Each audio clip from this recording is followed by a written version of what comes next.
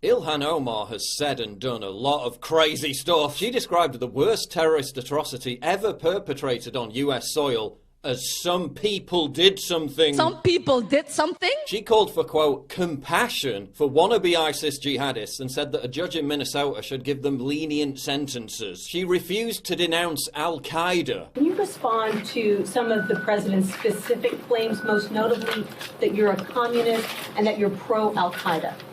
You might have noticed how when he said, go back to where you came from, there was an uproar. That you're pro-Al-Qaeda. She refused to denounce the Antifa terrorist attack on an ICE facility in Washington state. Will you condemn the Antifa attack in Washington over the weekend? It's easy to condemn terrorism. Will you condemn it? Is it clear? Antifa firebombed a facility in Tacoma over the weekend. It's an ICE facility. Will you condemn them for that?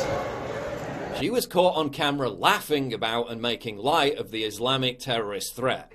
And so it was the thing that was interesting in the class was every time the professor said Al-Qaeda, he sort of like his shoulders went up and, you know. Yeah, he's in command here. Al-Qaeda, you know, Hasbullah. He's an expert.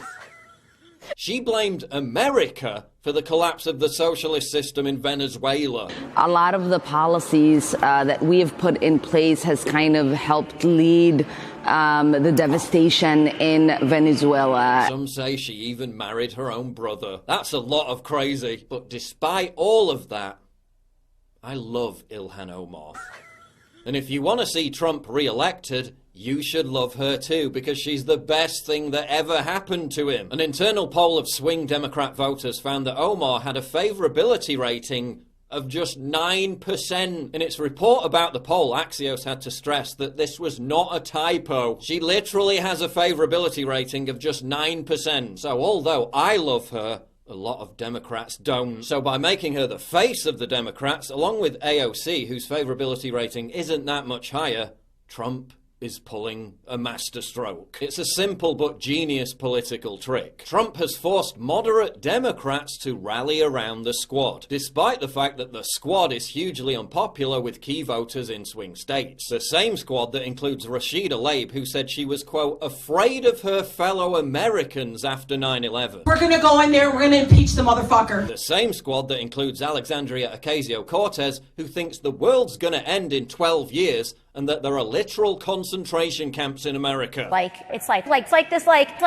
All those crazy beliefs that Ilhan Omar and the squad represent now represent the Democratic Party. Good luck with trying to use that as a policy platform that will resonate with tens of millions of American people. Last night, while Trump was criticizing Ilhan Omar at a rally in North Carolina, the crowd chanted, "Send her back."